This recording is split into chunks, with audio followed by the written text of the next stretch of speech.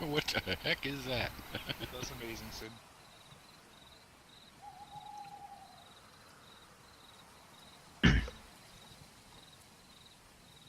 Hello, everyone.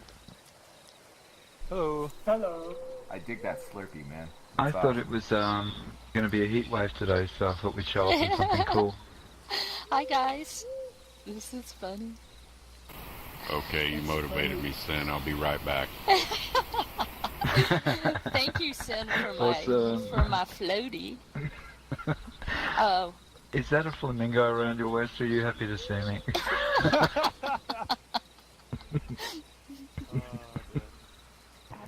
Yep, I'm here. Hey, Kara. Hey everyone. Hi. Morning, So for those of Kara. you who Morning. don't know, many of you do know Kara already, but for those of you who don't know Kara, she works on the product side of things.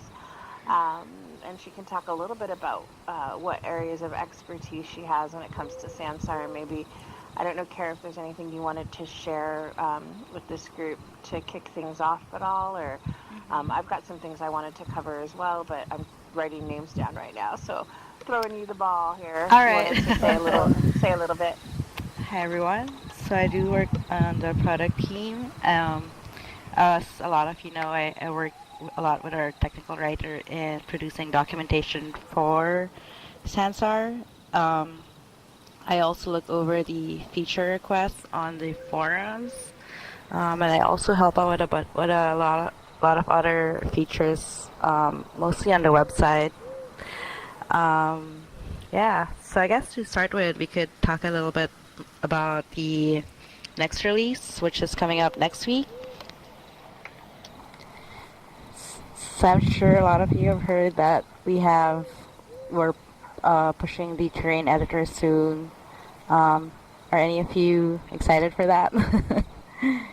me. Yeah. Yes. Yeah. And then aside from that, we're gonna have web audio streams now. I know there was a question based on one of our previous meeting notes where we said that we only supported Shoutcast, so we actually support other web streams as well, so like Icecast and other MP3-based URLs. Those should work. I believe we could also use OGG files as our web link, but I don't think we support ACC just yet. And then I do know that a lot of you have been asking for support for multi-part objects, so the ability to upload those is coming up as well. But there are some limitations. So right now you can't upload collision meshes with those just yet, but that's a known issue that we're working on.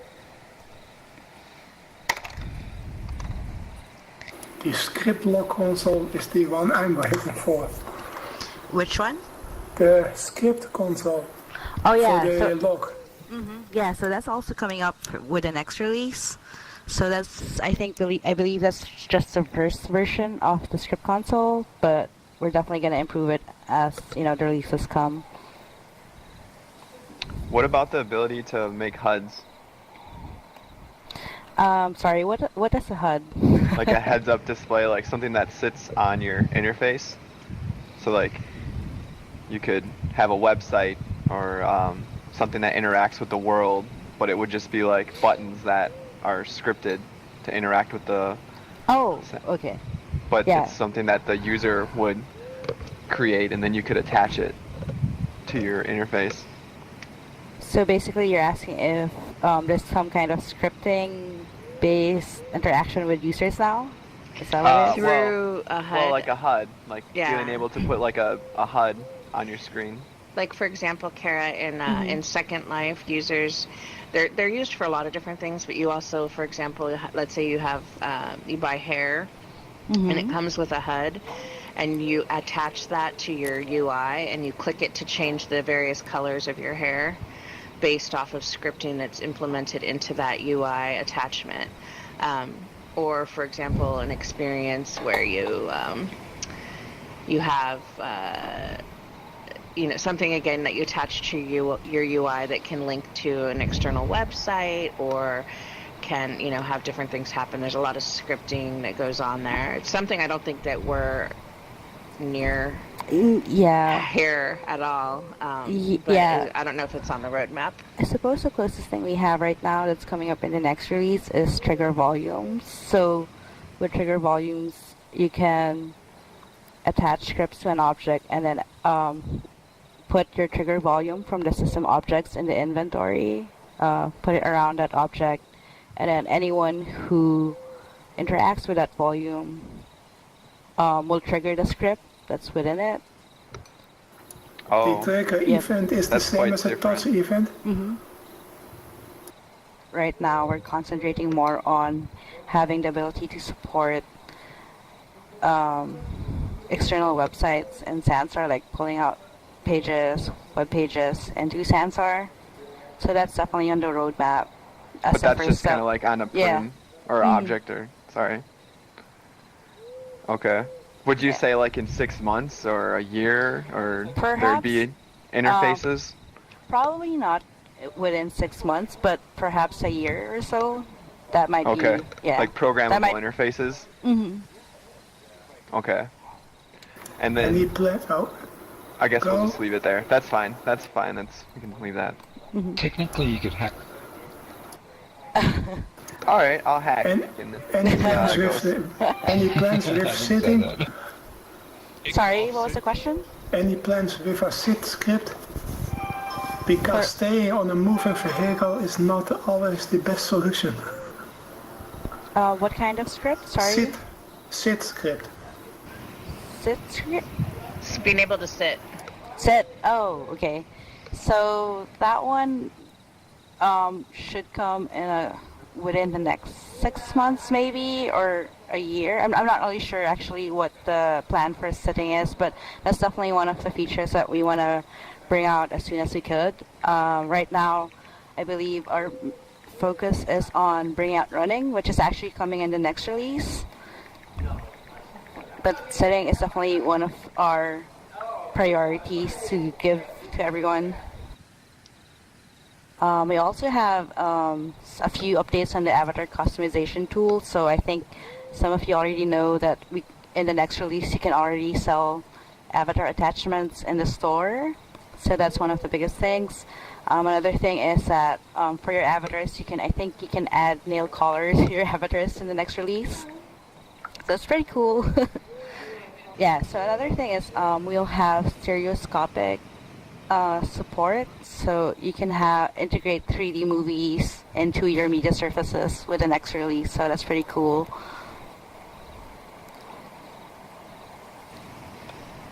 Awesome. Yeah. Is media streaming coming?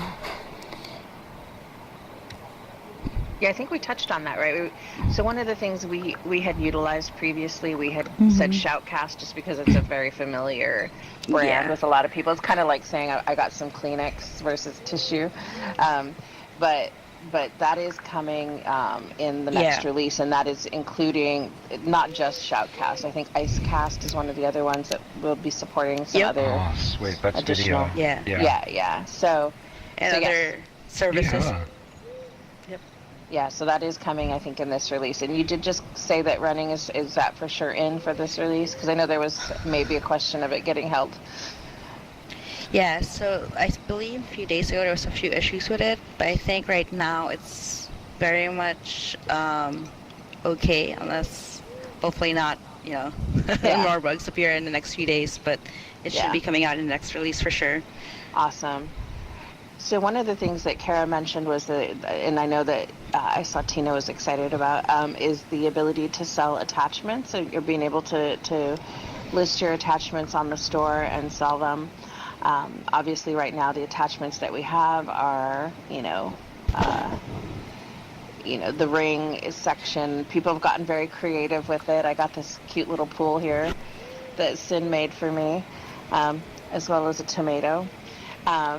And some fun stuff like that. So part of what we're actually going to be kicking off, and I apologize that I don't have it posted yet because I was up till after midnight formatting the rules, and then when I went to go put them up and paste them into our forums, they're completely messed up. So it's going to take me a little bit to reformat that, but we are actually announcing two contests today.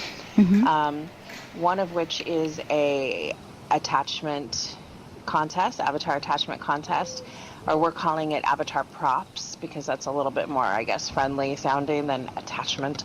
And that's going to be rolling out today. There's 4 categories that's in. I think we're going to do, let me see here. And once this is listed on the forums, this will all this information will be available there. But we are going to do, I think most fashionable is one of the ones that we had, as well as most innovative, best Halloween costume, funniest, and most fashionable. So those are the 4 categories that we're going to have for the attachments contest, and that's going to be pretty exciting. And each of the winners will receive Oculus Rift and Touch Bundle, plus 1 year Sansar Super Creator subscription. And there will be honorable mentions as well. Wow. And each of those will receive a 1 year Sansar Creator subscription. For those of you who are already in one of the buckets that's receiving a partially comped subscription because of your participation either in our Creator Preview program, or if you are a previous winner of one of our other challenges or contests, that will be tagged on to the end of it. So it's not like it's going to over or eclipse any existing comped subscriptions that you may be enjoying right now. So that said, of course, that means if you have won a competition or contest in the past, you are still eligible to participate in this one.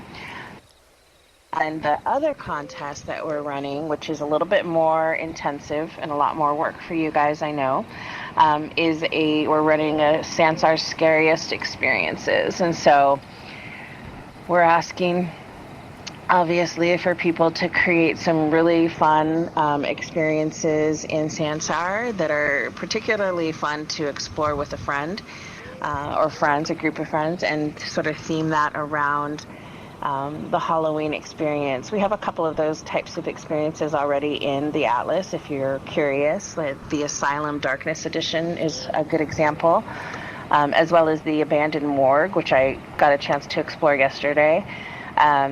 So that kind of thing. If Halloween is your thing or horror type stuff is your thing, this may be the best, maybe the contest for you.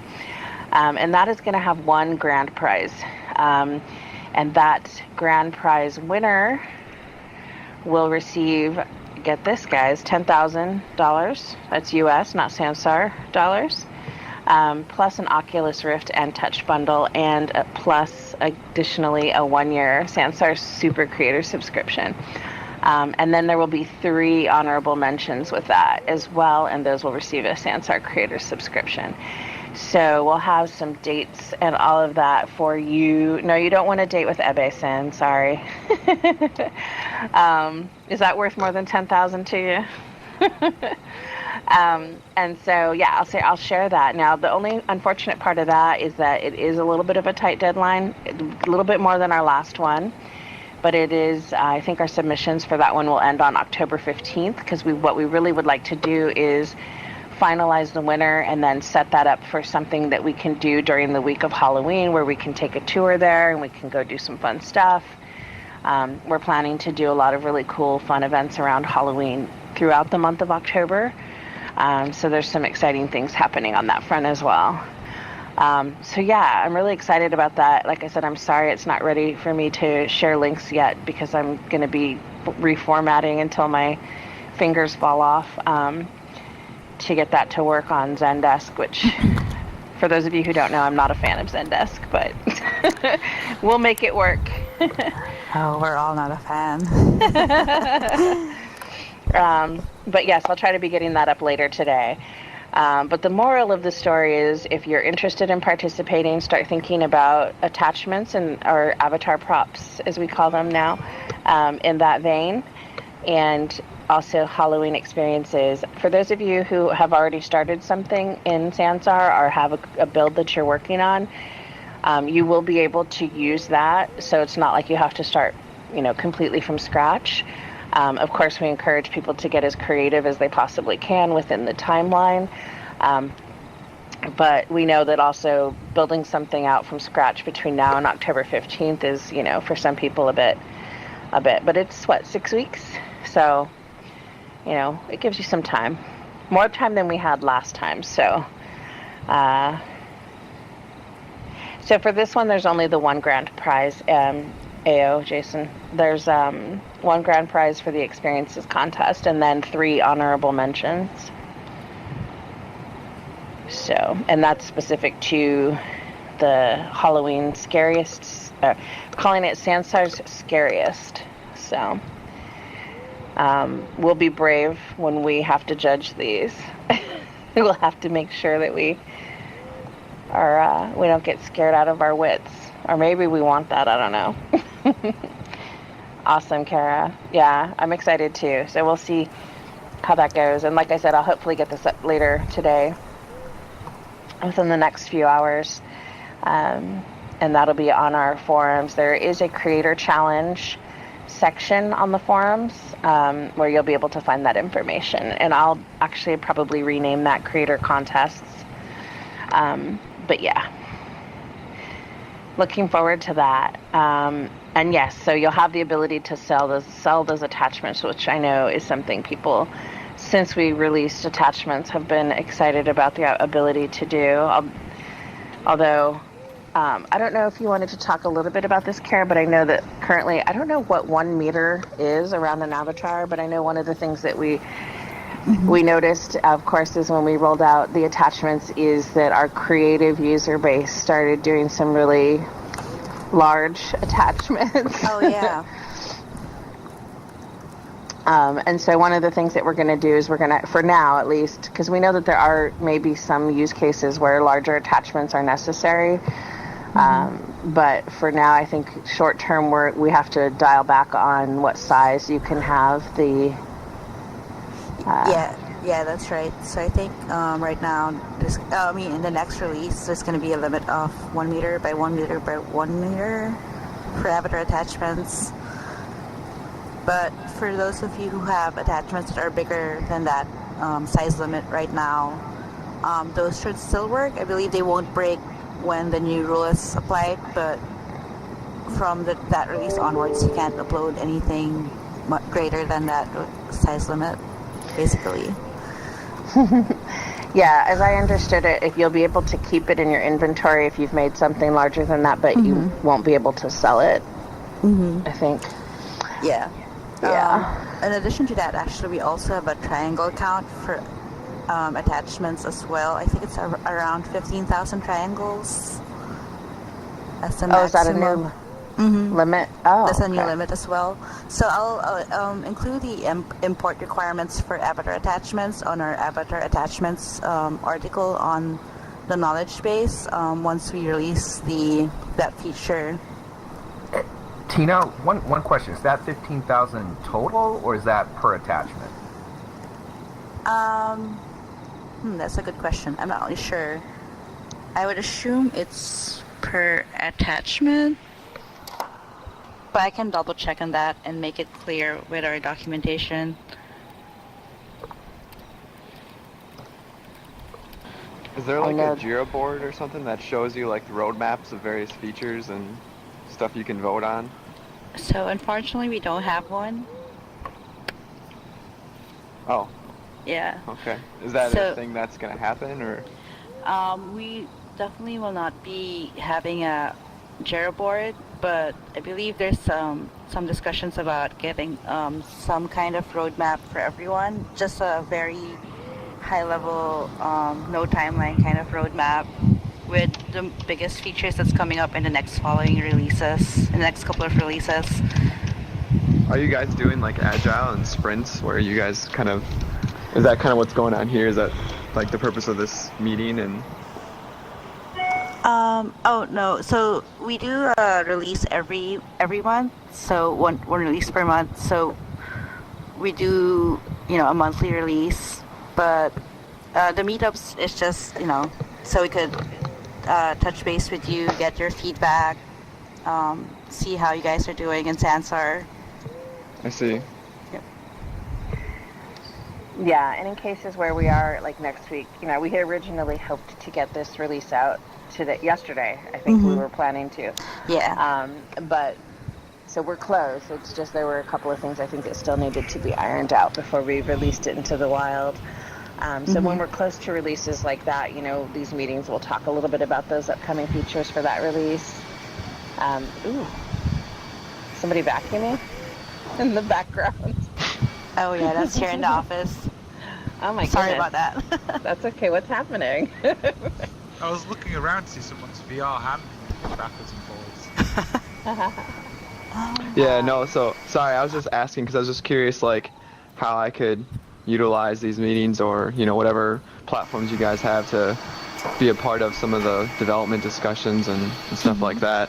And it sounds like this is one place.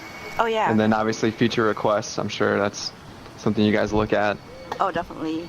So But I if you have a product that you want to develop, it sounds like you can just kind of ask some questions here, but I don't know, do you have like people that are dedicated to people who want to like invest in developing products here, or is there like a outlet that you can go to for stuff like that, or?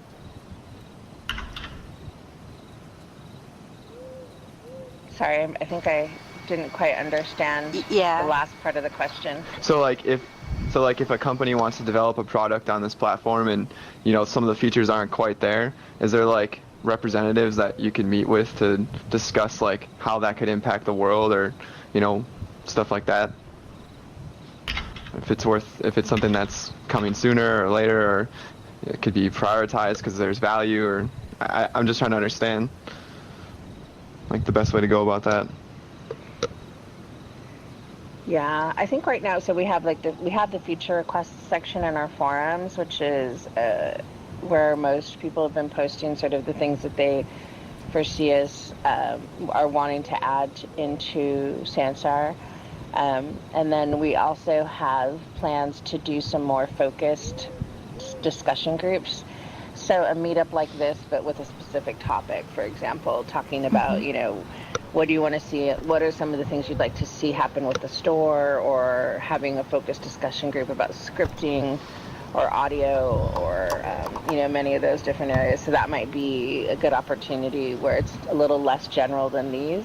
Does that make sense? Yeah. And hopefully we'll be able to publish a schedule of those soon, and talk about, when and where those are going to take place, so that people can come to the ones that are most applicable to their use cases.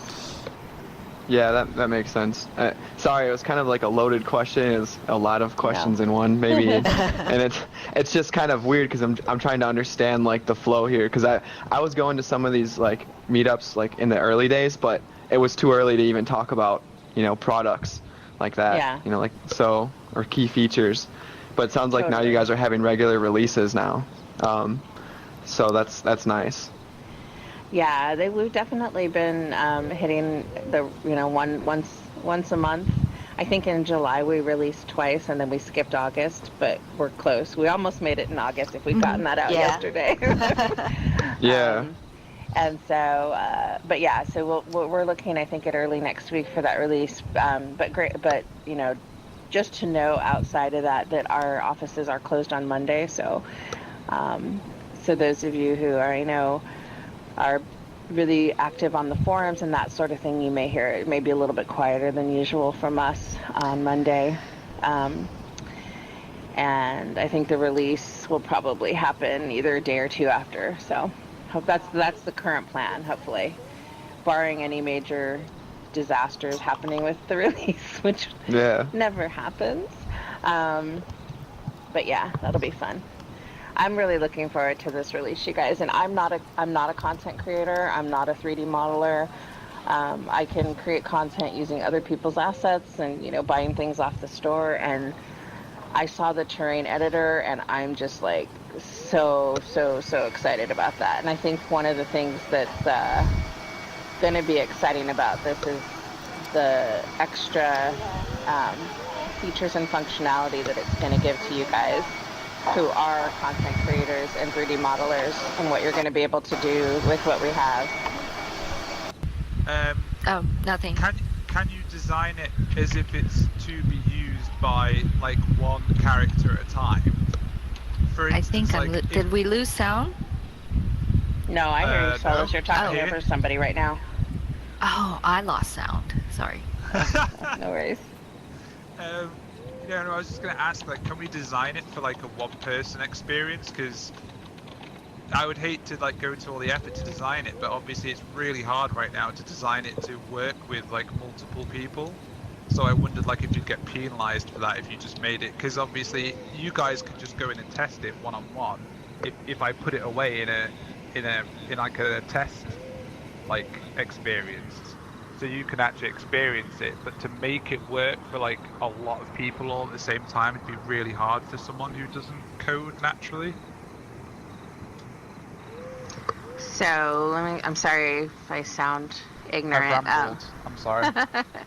So your question is specifically about the avatar props contest? No, the experience. So if you make the experience, you see, because like it's hard. Like if you go and look at some other people's experiences, like they're made so that just like one avatar uses them at once, like and walks through the experience. But obviously they break if multiple people try and do everything at the same time. So I wondered whether you would take like that into account when judging, whether you could like make an instancing? experience. Well, no, I just mean like if you made an experience that only worked with one character at a time, would you accept that? So I think, do you have an what he example? means- Yeah. Oh, sorry. Well, Who's like, that? let's. I'll let him talk. Oh, okay. Well, no, I mean, like, for instance, if you have an action, like, you walk up to a door, and the door opens, and then you go through, and then you make something else happen after that, it's really hard for someone like me who isn't, like, naturally a scripter to go in and make that work so that it would somehow take into account if there were 5 people in that experience. Oh. See what I mean? So in other Yeah, words, that makes sense. the mechanics would break because 5 people were in it at once. So I would need to design it as if it was just like imagining just yourself was going through it one at a time. Right, you'd almost have to do instancing for that, like one instance per person, so that it's unique for per person. Yeah, but obviously we can't do that, so that's why I'm asking. If you can just do it like that, and then maybe like when it comes to judging, you could just put the experience in its own, like, you know, make an experience that's not open and published that maybe someone could go in and test it on their own. What if you had a door that was an entry and you set it on a timer knowing how long it would take to get through the experience, and that door doesn't open until a set amount of time before another person can in? But then how would you stop them from teleporting through it? Because I thought about that, because I've dealt with that professionally in the past, about the time loops with experiences. So I have done that before, but I thought, well, how would you do that here? Because if the door closed, then they could probably just teleport through the door into the experience and then Not mess the necessarily. experience up. Well, the door could actually be a teleporter.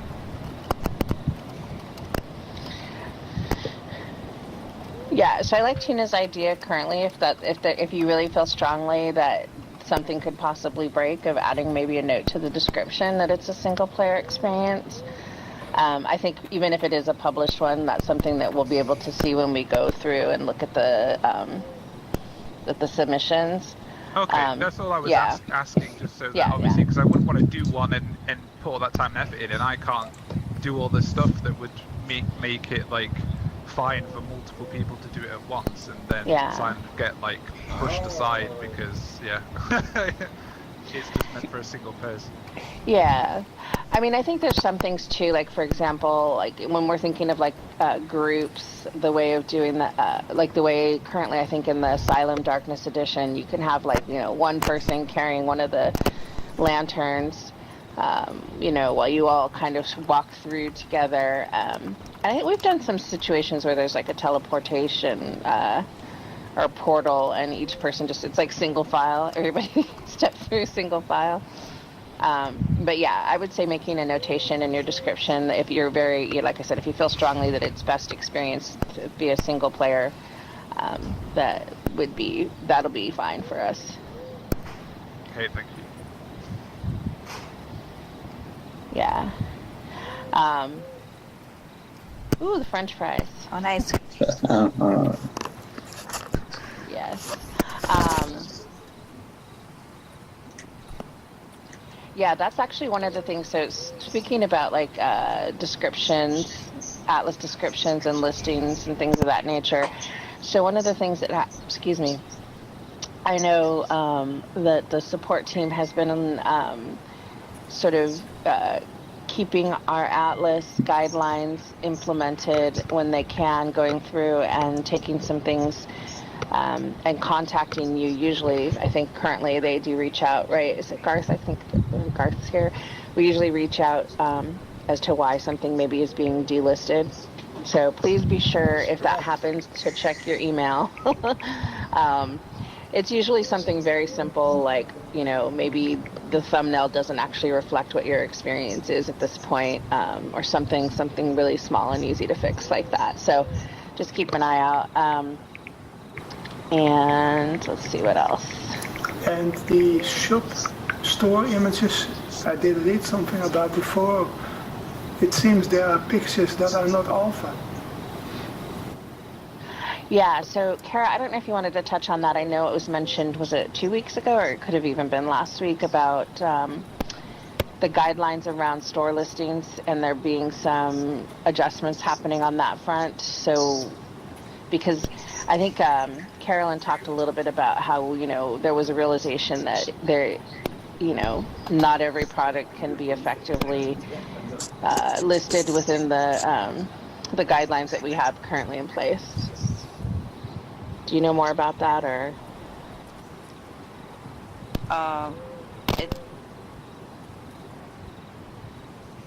What? We lost you. So let me see, what else can we talk about while she's figuring out? Yeah. Can I confirm some of the questions I asked before? Just want to make sure I was understanding. Sure. I think it was said the interface stuff maybe in a year, but definitely not in the next 6 months. Like the ability to customize the interface.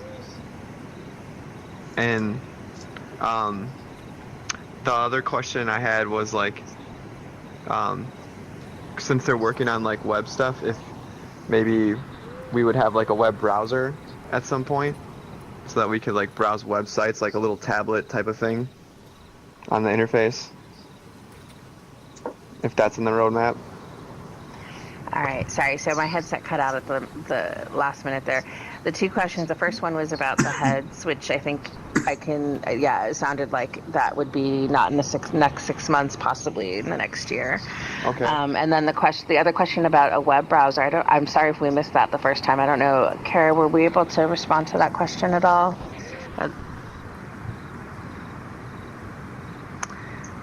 And I don't know if there was a third piece, and that's when my headset cut out. Yeah, what was the third piece? Sorry. The third piece was if there was any type of future functionality in the pipeline, maybe next year, for like whether it's like RESTful web services or SOAP services or like API calls, like ways to interact with Sansar from like external services.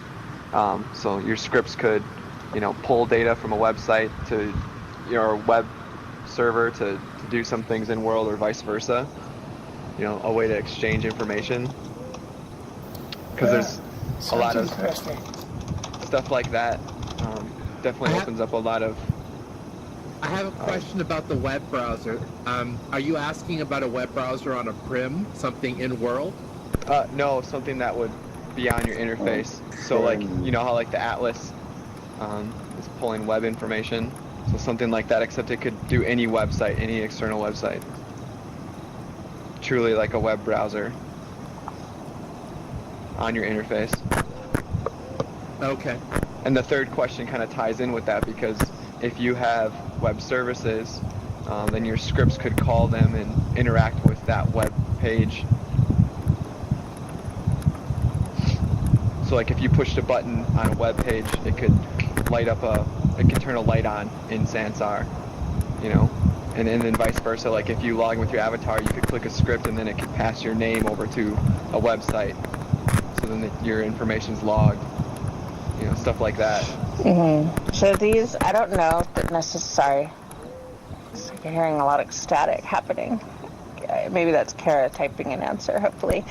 But I think we definitely would like to bring Kelly, who's kind of like the scripting guru, into these types of conversations, because it may be something that we just haven't even thought about yet. He would probably be like one of the best point people to say, you know, whether yes, that'll be possible, that kind of thing. So I don't have an answer for you right now. Let me check and see if Kara's got something to share on that as well. I think the whole web browser thing is definitely outside of our areas of expertise. Great.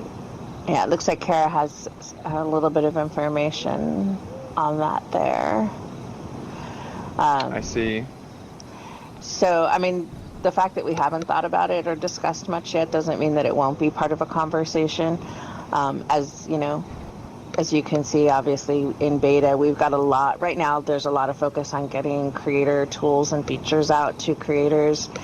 To make it easier to build their experiences and that sort of thing. And I think a lot of the stuff that you're talking about is probably kind of a part of a separate piece that would have to be sort of tackled independently or in a part of a different phase.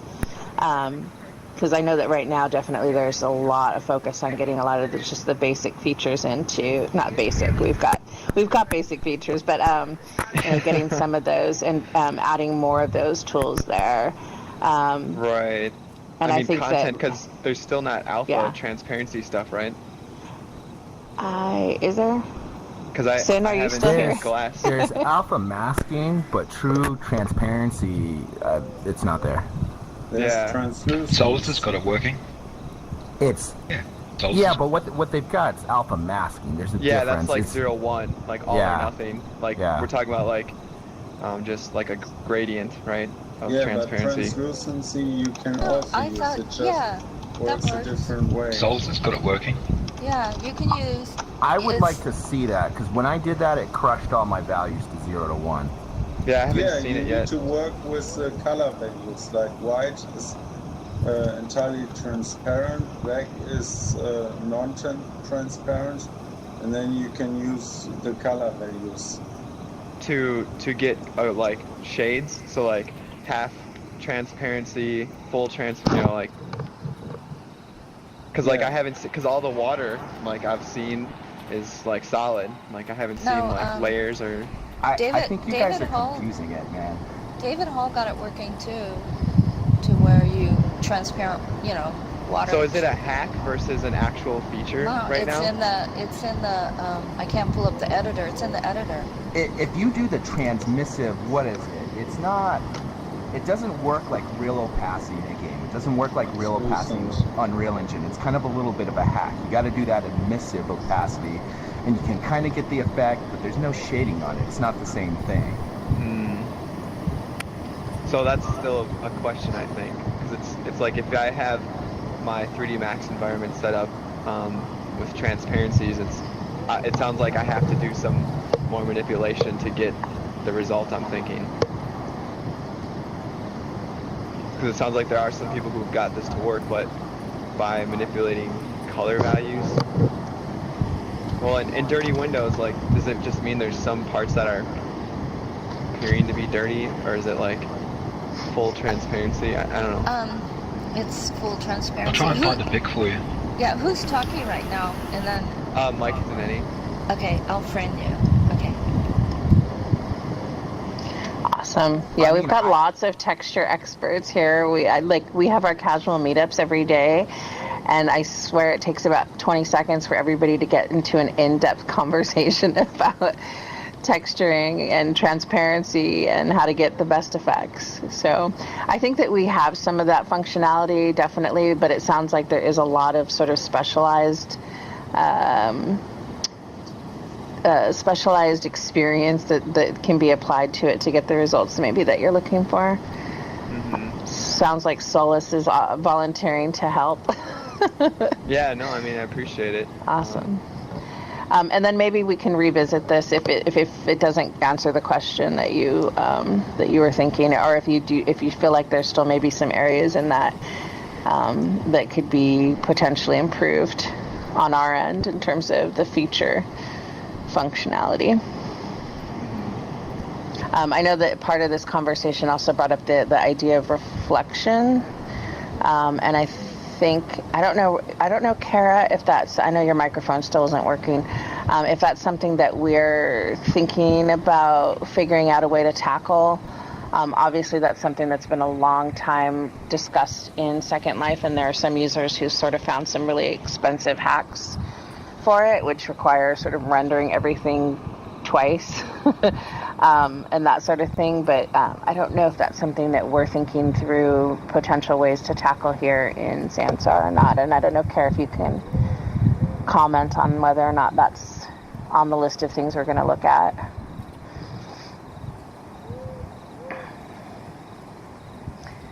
So, yeah, sorry guys. Sometimes I find that it seems like those microphones on the HMDs can be really, I don't know if you're on a headset or on a HMD, Kara, but I notice sometimes it seems like those don't,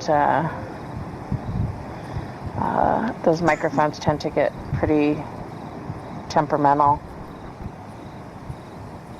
All right, sounds like Kara's not in the loop on that as much, but can check into more of it. Just on the desktop. Okay. So the questions that we asked today, is there a place that we can go to find updates on them? Yeah, so there will be release notes that will be drafted up over the next few days, and usually we publish those early in the week. Since we have a 3-day weekend, I'm assuming that might push things out a day or two. I'm guessing we should hopefully have the release notes up by like Wednesday or Thursday. Yeah. And we'll I know also I asked a lot of very detailed questions, and I understand if it takes time to circle back, so.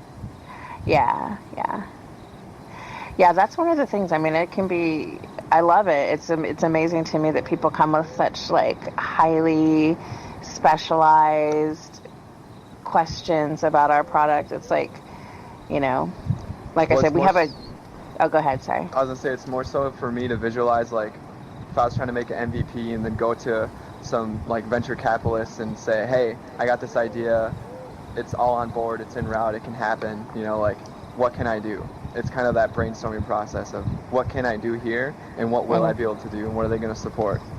Totally. If you guys can let me know, then I'm like, all right, I can get the funding and I can do it, you know, be awesome. But we'll see, I guess.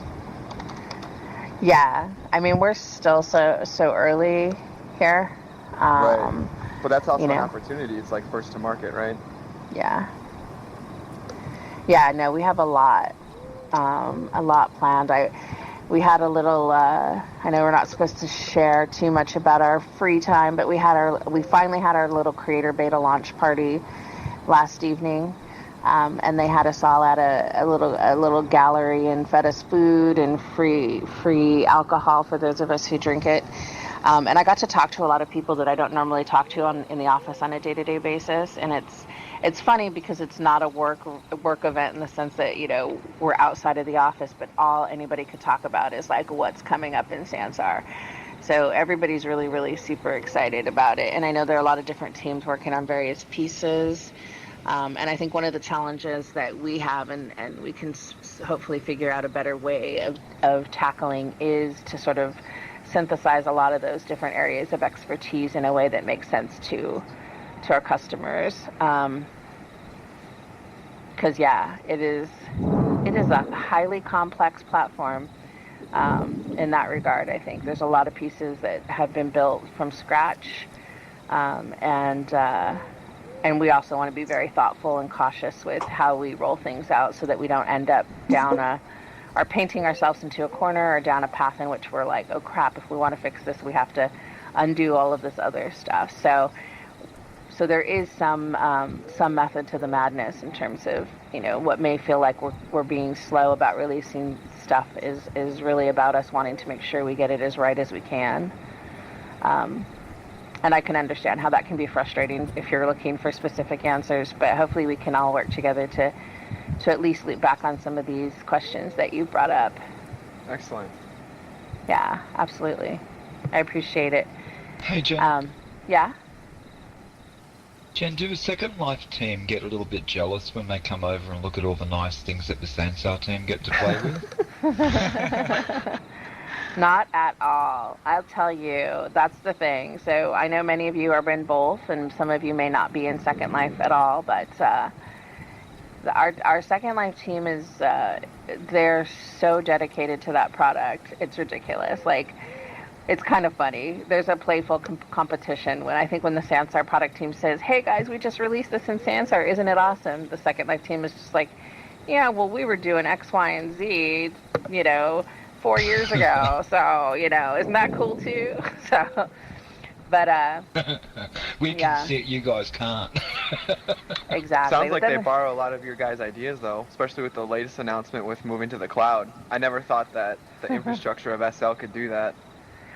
I think that's that's going to be a big project that they've already, I think, started doing a lot of the groundwork for. And I don't know if they started that before, or I don't know, but yeah. When Philip was there, I was at Linden Lab and talking to him, and he'd never thought it'd be possible, because just the way the infrastructure you guys set up was. I don't know what happened in the last 6 years, but something crazy happened there. Well, you learned something from Sansar, so.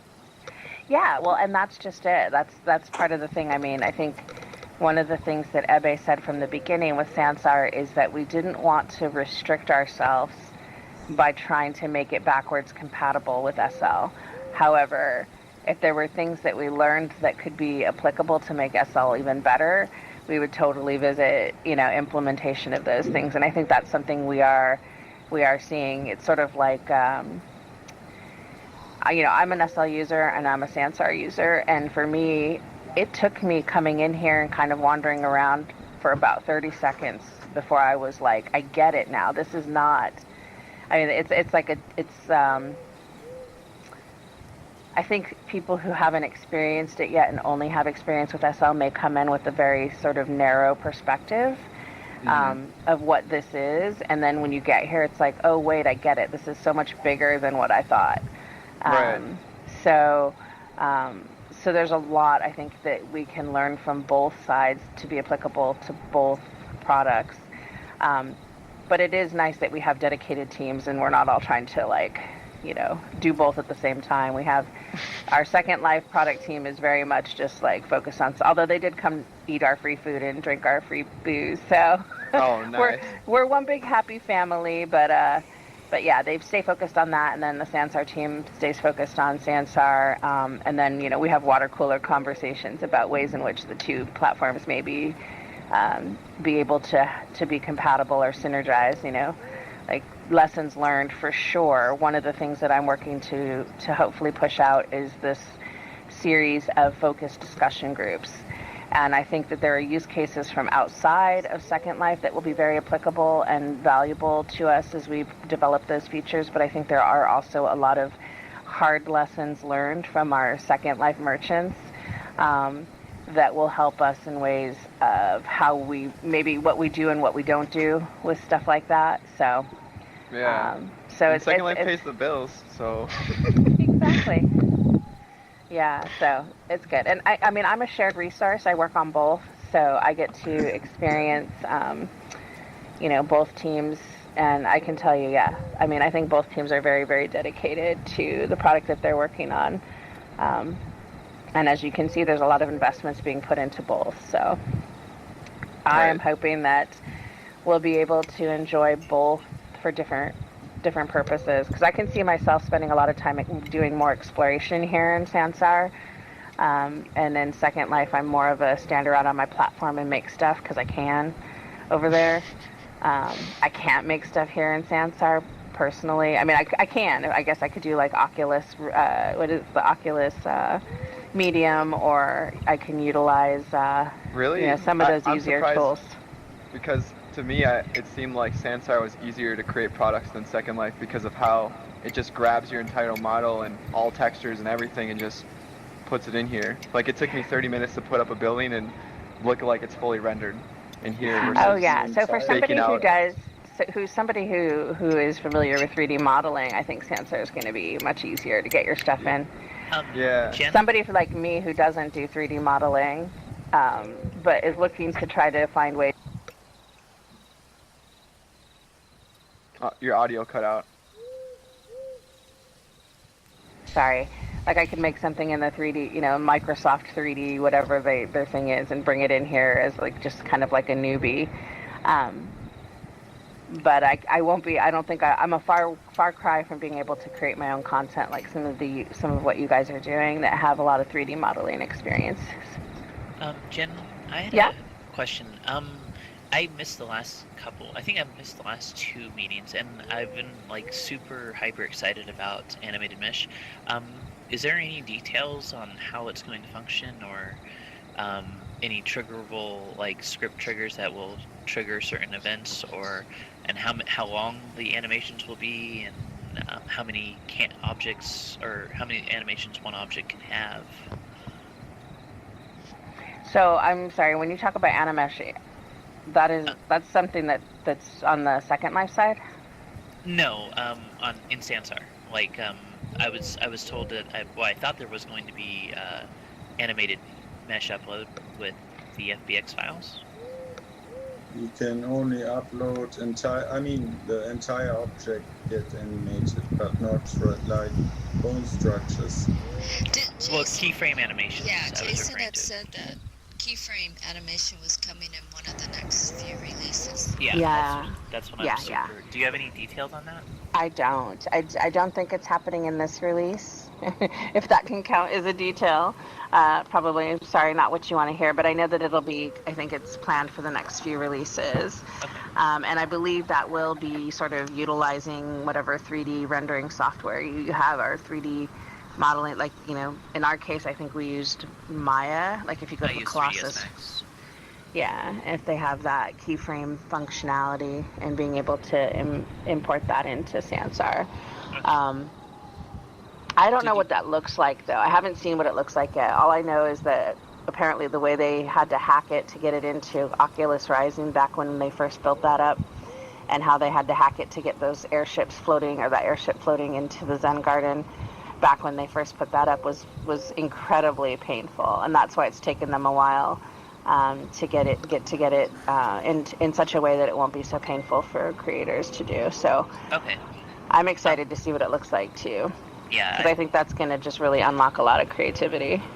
With it, in my experience, I used to work on a team that worked on another project in Unreal, and a lot of it was just, you would record a set of animations, and you would actually set them. They would be tied to the actual object, and I was just curious if you know. But I did have another question. Did you hear any word about the the details or the allowable of graphic gore and violence? I think we touched on that in the. I thought you were there. Maybe I missed. I may have missed it. Yeah, when we met over at the accuracy training experience. Yeah, I think Bjorn touched on that a little bit. And I think the concept was, obviously we want you to, realize your creativity as much as possible. I don't think there were any particular specific guidelines in place towards that. Obviously, it needs to be relatively. It can't be too obscene, but. Yeah. And I know that there like can be. Or something like that. That's what yeah. I mean, I think you can see some stuff already in Sansar that is probably a safe watermark. Like if you go to the asylum. Oh, that was a weird little noise. Oh, sorry, somebody blowing bubbles. Oh, I thought you were sounded like you're blowing bubbles. I sent a heart and then it made noises. Did the yeah. But yeah, so my thing on that front, I think, like I said, I think we probably won't have like specific guidelines, like, you know, don't do this, don't do that, just yet on that area. But you can kind of get a gauge for it, and I think with that, again, I think you're right on the mark. And you know, when it starts to kind of cross over into the same area, because I know there can be some overlap between adult content and that, that's when it might be problematic. I understand. Cool. Awesome. Thank you. Yeah, Tina, no naked Hitler on your shoulder. I had just a quick question. Mm-hmm. Man, I really miss Jason. Is there a way we can steal him from one of the meetings again? Just because he's like the technical encyclopedia for this whole thing. You know what I mean? Yeah, no, I totally agree with you. I've been trying to get him back to one of these meetings for a while now, and I know that he actually really enjoys this part of his job, is talking to the community and answering community questions. Unfortunately, his schedule is just crazy wild. But I'm going to tell him that I've had specific requests for him, so maybe he can try to carve it out. Tell him that he is loved and that he is missed. Yeah, oh, he gets that all the time from me already, but I'll tell him that extends to the community as well. I'm going to tell him. Does he review all these questions that we put out?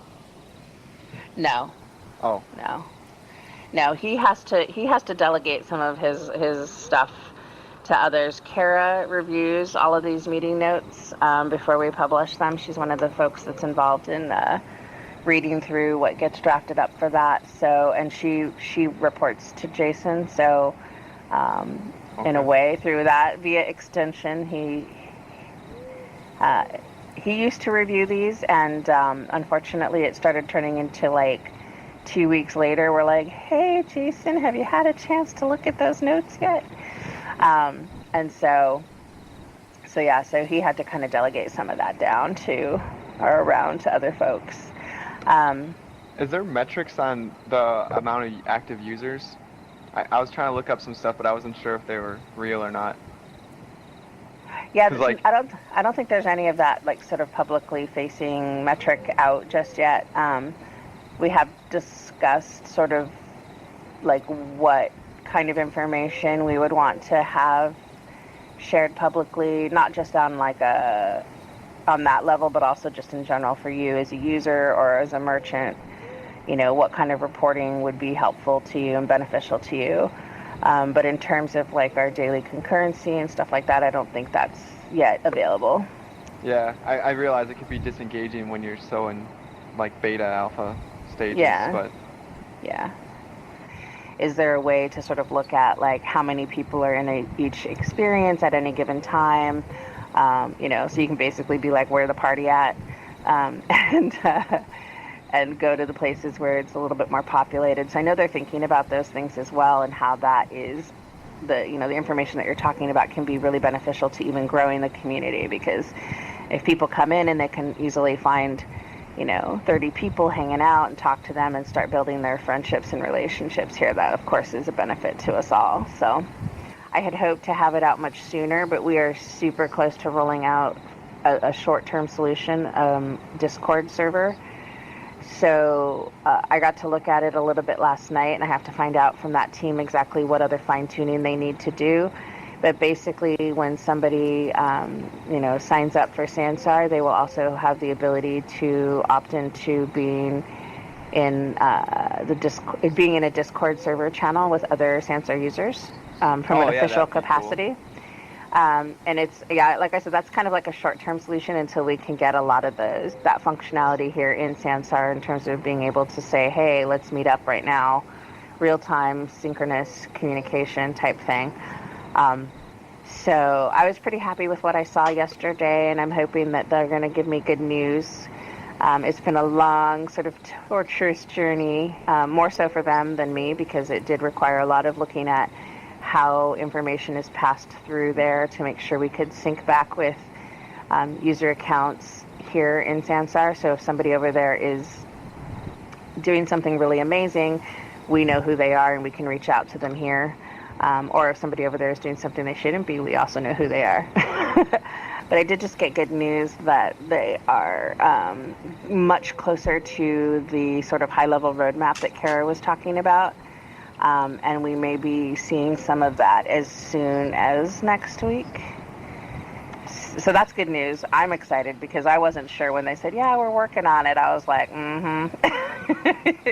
which means we're going to have to follow up a few times and pester, but it sounds like they're getting really close to that as well. So it may not be as in-depth of a roadmap, but part of the reason for that is obviously things change a lot around here, and something that may be planned for 2 releases from now ends up getting replaced with something more urgent, as we see how users are using Sansar and sort of what the needs that are presented from that sort of surface up. So Yeah. on that note, we're about we're about 20 minutes over. Sheesh. Sorry. But we'll be back again. We're doing a casual meetup at 2 for those of you who are interested in coming and sort of just hanging out. Usually there is a spawn-off conversation about texturing.